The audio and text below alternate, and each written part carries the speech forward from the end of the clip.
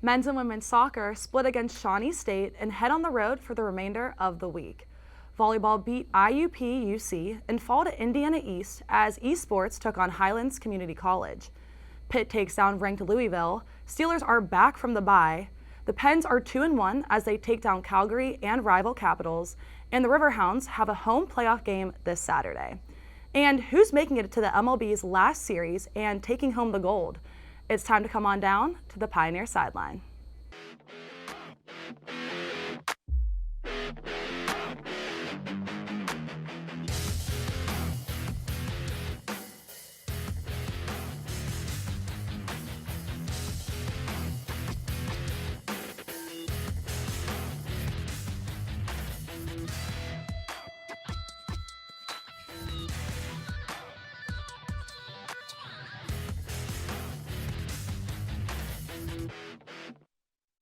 Hello everyone and welcome back to Pioneer Sideline. I'm your host, Natalia Hillen.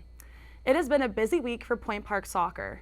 Starting with some exciting news for the men's team, they made the NAIA Top Plays of the Week for October 12th.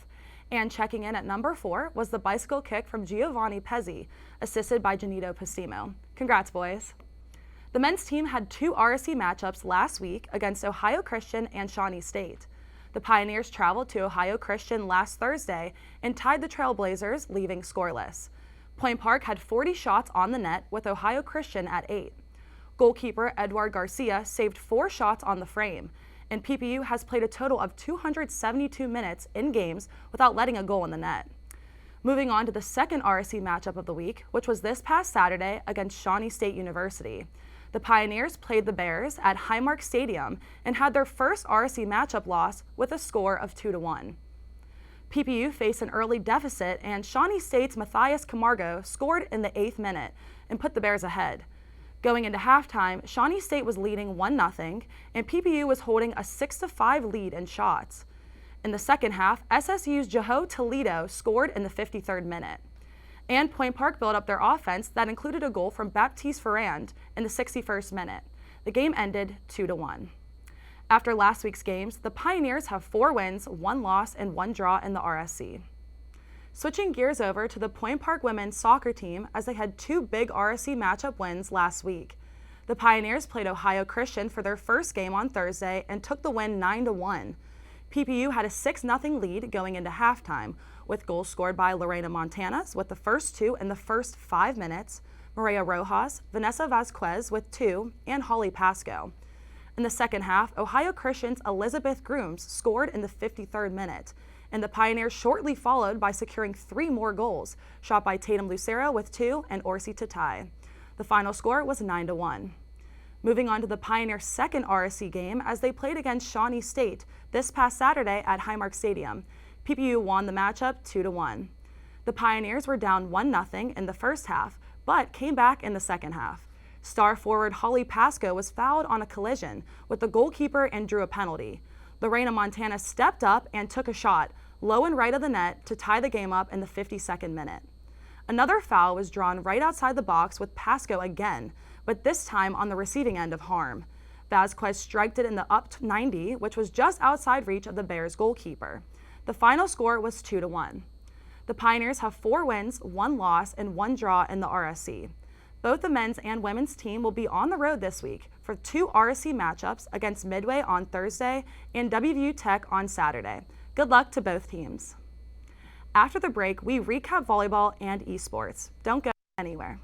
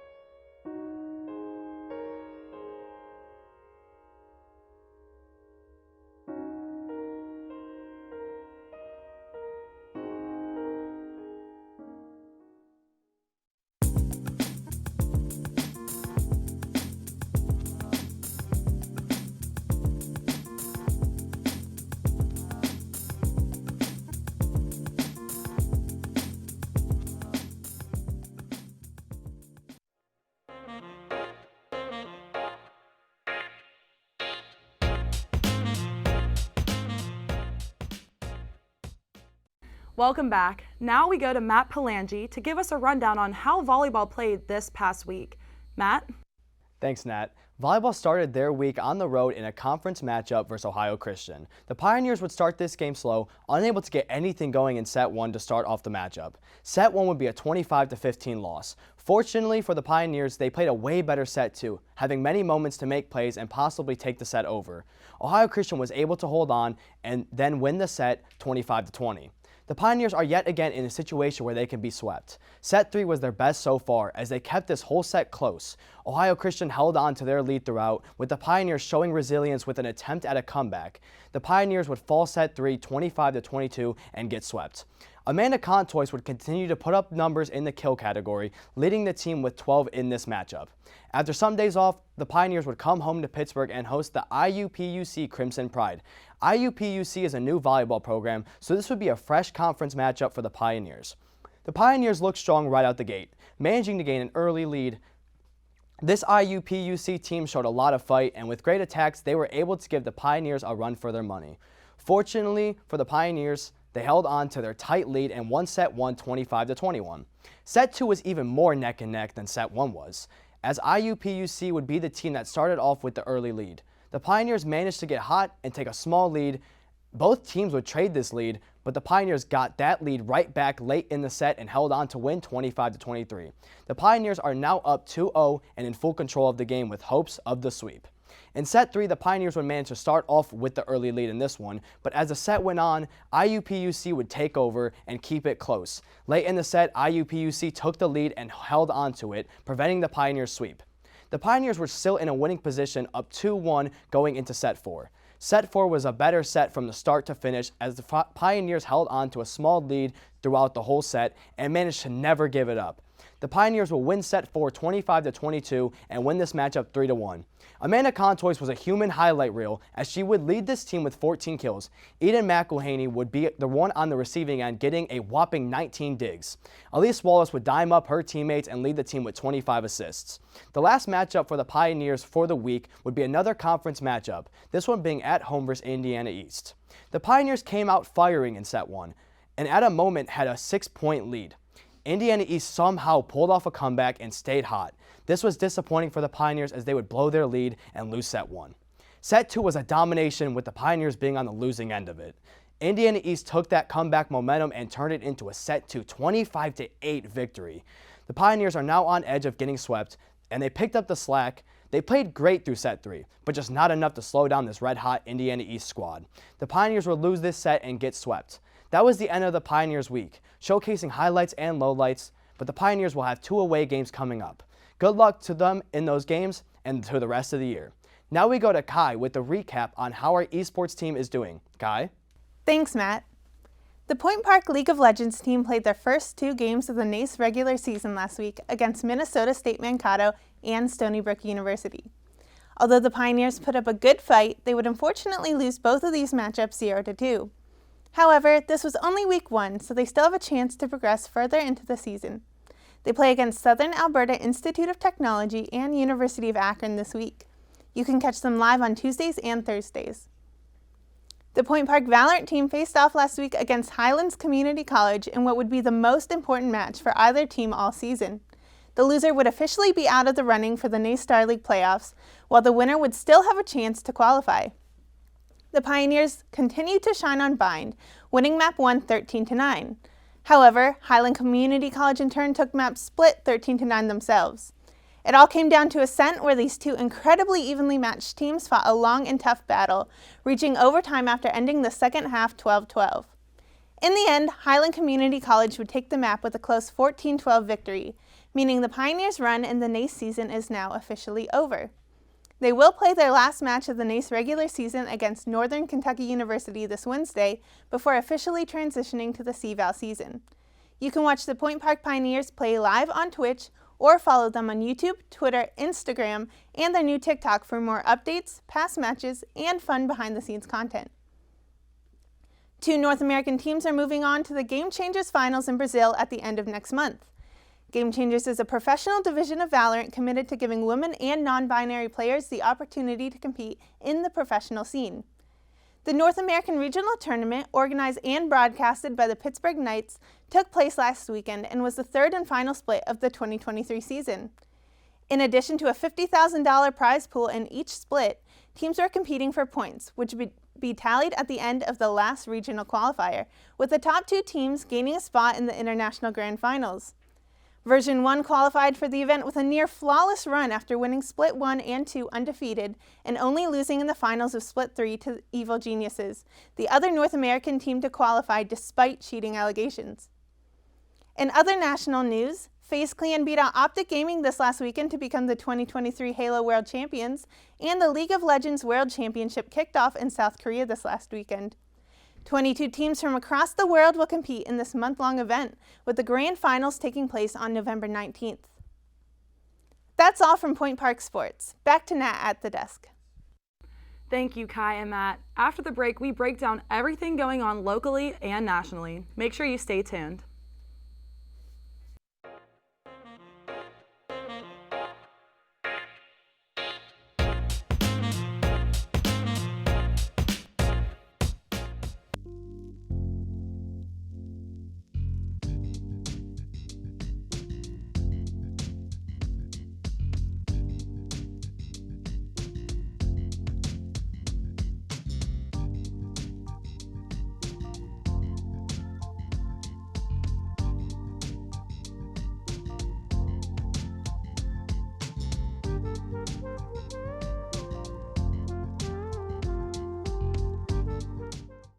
Good morning, everyone, and welcome back. Welcome back to Daybreak.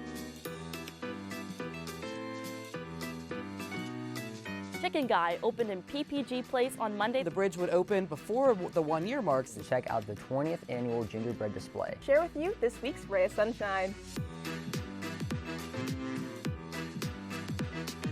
We are still somehow hanging around in the playoff. It gives Georgia Democrats some hold onto the governing body. 200,000 people still in harm's way. This weather is perfect for those cozy nights indoors.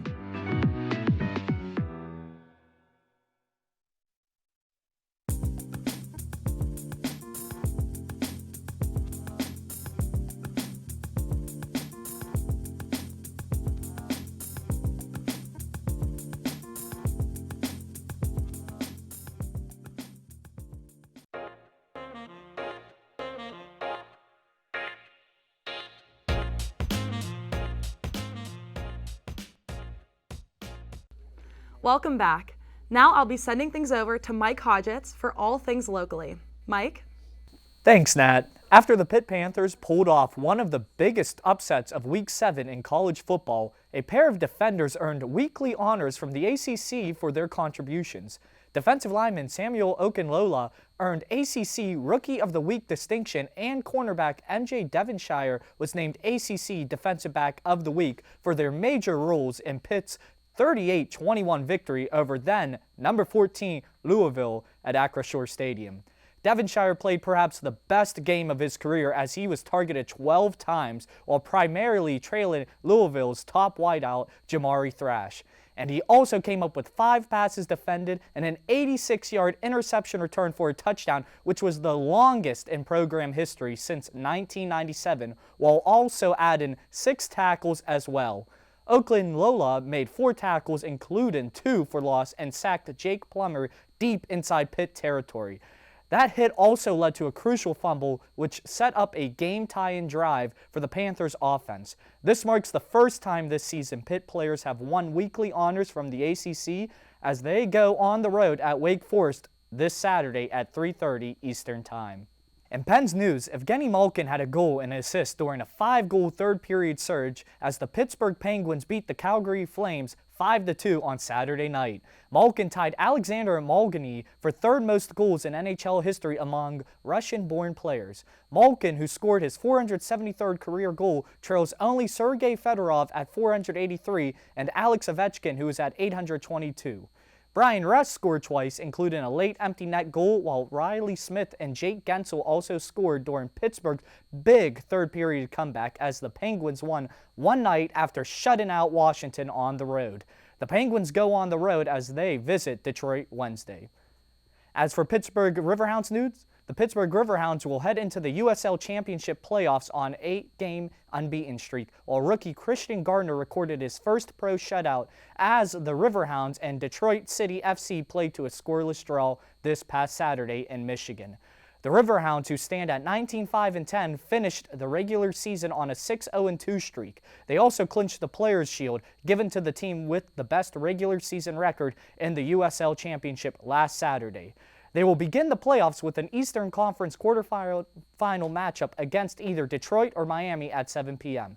This Saturday at Highmark Stadium as well, the Riverhounds had their best chance to score in the 52nd minute when Danny Griffin took a pass from Mark Ybarra and fired a volley on net, but Detroit keeper Nathan Steinwasser made the stop. Shots in the game were even at 7 apiece as the Riverhounds recorded their league lead and 15th shutout of the season, and they will look to build off that into Saturday. Now, let's hear from Steeler fan 7 himself, John Mayer, as he recaps the bye week and what to expect from the Steelers out in LA. John? Thanks, Mike. After the Steelers' Week 5 victory over the Baltimore Ravens by a score of 17-10, highlighted by dominant performances from George Pickens and TJ Watt, Pittsburgh enjoyed a much-needed bye week this past week. The week off didn't go how the Steelers wanted, however, with the other 3 AFC North teams coming out victorious as Baltimore defeated Tennessee, Cincinnati defeated Seattle, and the Browns shockingly handed the 49ers their first loss of the season. While the Steelers didn't get any help from the rest of the NFL during their week off, the team is expected to get multiple players back from injury when they return to play. These players include wide receiver Deontay Johnson, tight end Pat Freiermuth, running back Anthony McFarland, guard James Daniels, and left tackle Dan Moore Jr. Dan Moore is back on the practice field and has been taking first-team reps at left tackle, despite Steelers' first-round rookie Broderick Jones playing very well in his first career start against the Ravens. Jones could be back on the bench with the Steelers returning to action this week as they will be flying out to Los Angeles to take on Aaron Donald and the Los Angeles Rams at SoFi Stadium. Can TJ Watt and company improve to 4-2 on the regular season? We will find out Sunday in LA. That's all from me this week. Make sure to follow @SteelerFan7 to stay regularly updated on all things Steelers throughout the remainder of the season. With that in mind, let's hear from Gabe Ebersole and the rest of the sports world. Gabe? Thanks, John. After opening regularly with the Chiefs cruising to a win over the Broncos and the Ravens beating the Titans on Justin Tucker's right leg, the 6th week of NFL action brought no shortage of surprises for fans. In the earlier games, fans saw both NFC powerhouses, the San Francisco 49ers and the Philadelphia Eagles, suffer their first defeats of the season against AFC opponents. On Sunday night, the Giants went wire to wire with the Buffalo Bills, only to lose on a missed holding call on the final play. On Monday Night Football, the Cowboys defense came up big with an interception of LA Chargers quarterback Justin Herbert on the final drive to secure a 20-17 win. After this weekend, the NFL looks more open than just a week ago, as 5 of 8 divisions are led by a 5-1 team. Be sure to set your fantasy lineups and buckle up for the Saints and Jags to kick off Week 7 on Thursday. In college football, Heisman frontrunner USC quarterback Caleb Williams struggled immensely, throwing 3 first-half interceptions and suffering the first loss of the season at the hands of Notre Dame. Michael Penix Jr.'s number 7 Washington topped Bo Nix's number 8 Oregon in a tight 36-33 win in the game of the week. And top-ranked Georgia lost consensus top 10 pick Brock Bowers for the season due to ankle surgery. In the MLB playoffs, fans far and wide looked on as the underdog Phillies, D-backs, and Rangers were able to advance from the divisional round, each team eliminating a team that eclipsed the 100-win mark in the regular season. The chase for the championship is red hot. The Rangers took Game 1 in fashion in the battle for Texas, and the Phillies' Red October magic strikes again with home runs from Schwarber, Harper, and Castellanos in their 5-3 victory in Game 1. In the NBA, we are entering the last week of preseason before the Lakers and Nuggets tip off the 23-24 season with a Western Conference Finals rematch. We've seen rookies such as Victor Wembanyama, Chet Holmgren, Scoot Henderson, and the Thompson twins suit up in the past few weeks, but it's going to be exciting to watch the future of the NBA begin their careers, as well as see new faces in new places, such as Dame Lillard, Bradley Beal, and CP3. Finally, the NHL regular season is upon us. One of the most anticipated rookies to ever enter the NHL, Connor Bedard has not disappointed so far, registering a point in his first 3 career games, including his first career goal in his second game. The Las Vegas Golden Knights have come out the hottest, owning a +9 goal differential through their first 3 games, all wins. The Boston Bruins have also won their first 2 contests, looking to replicate their regular season success from last season. That's all from me and the rest of us. Back back to you at the desk, Nat. Thanks, guys. After the break, we discuss who will come out of their divisional series victorious and who will be crowned champions of the MLB. Don't go anywhere.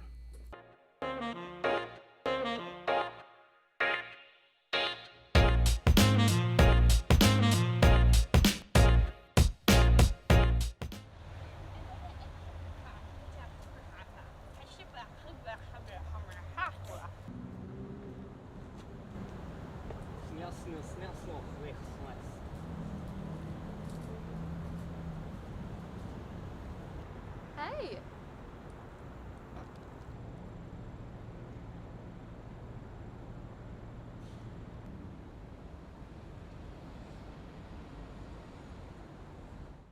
Good evening and welcome to News Night. My name is Craig Furkowski. Tonight, we'll cover all your international, national, and local news. Australia is one of the most biodiverse countries on the planet.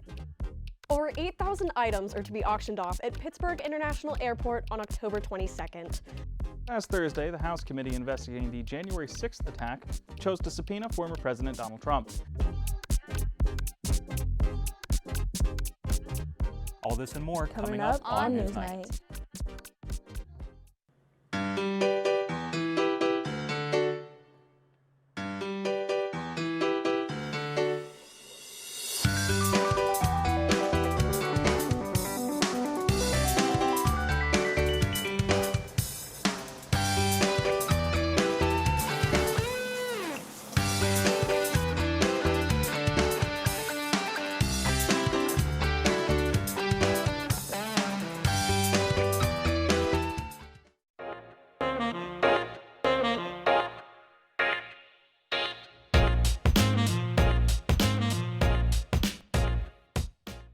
Welcome back to Case of the Week. I'm Matt and I'm joined by Ryan, Peyton, and Benny. And today we're going to be discussing who our final postseason winners will be and who will hoist the Commissioner's Trophy.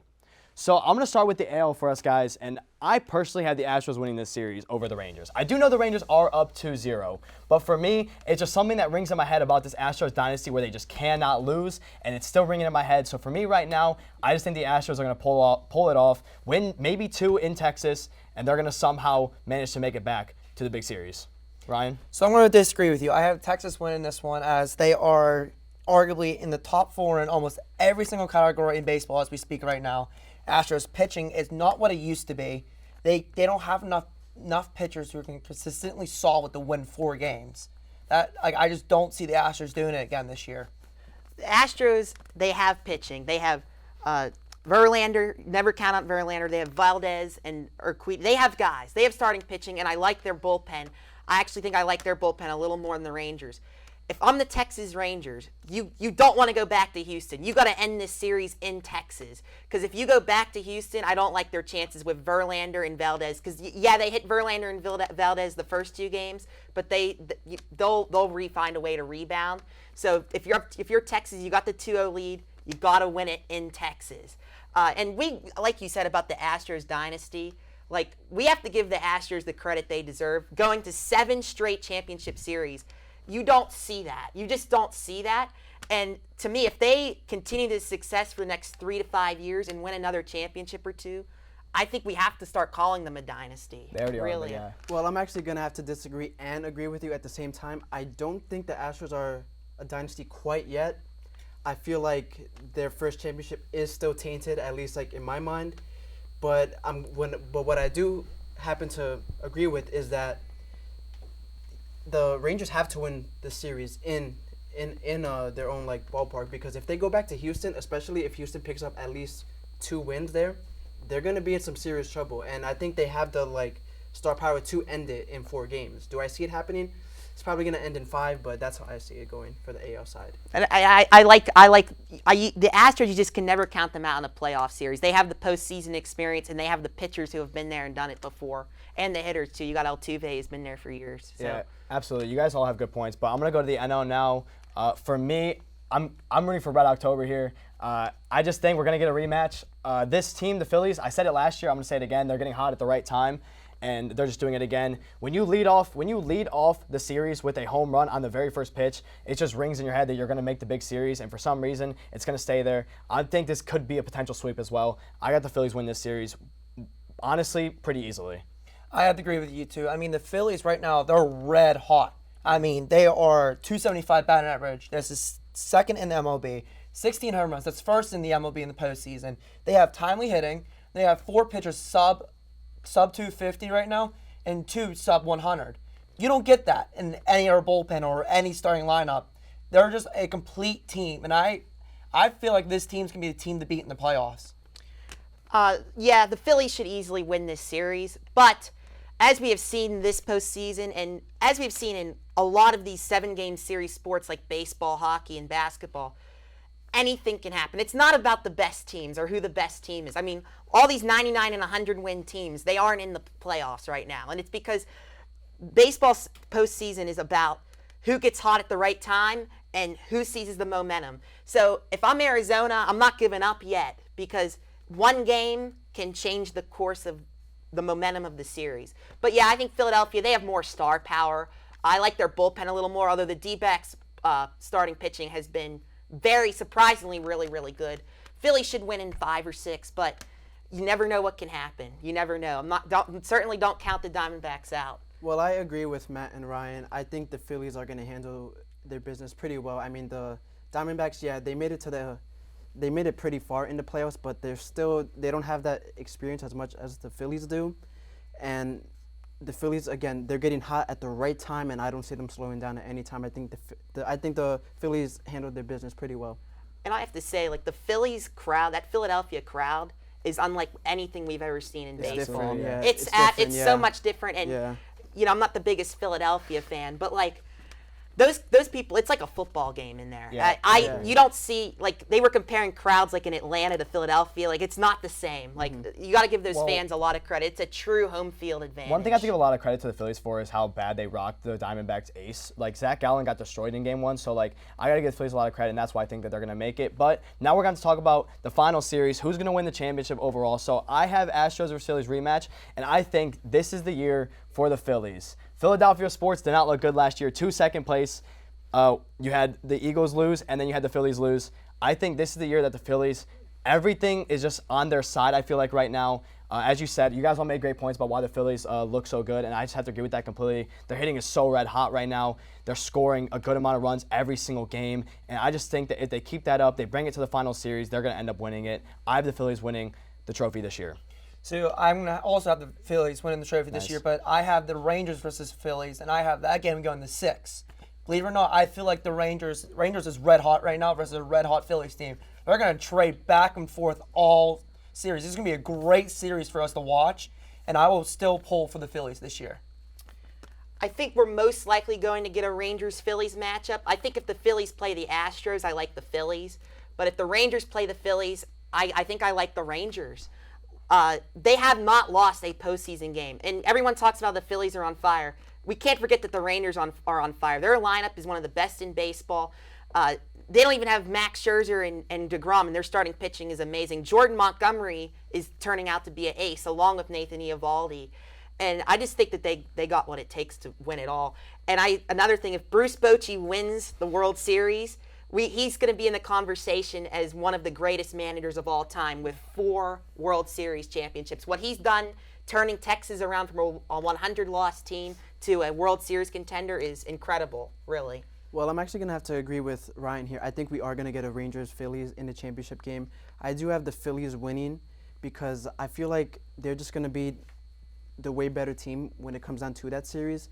And the Rangers, they have a great lineup, but I feel like when you match up that team with the Phillies, I feel like the Phillies just are just a way better team on paper. So that's why I'm going to have the Phillies win. I don't know about way better. And one thing to add about the Phillies is that most of the roster from the last year's World Series is on that roster this year. Exactly. And they're more confident this year than they were last year. Yeah, I agree. So that a confident Phillies team is a scary Philly team. Yeah, I agree. So we're just going to have to watch and find out for sure.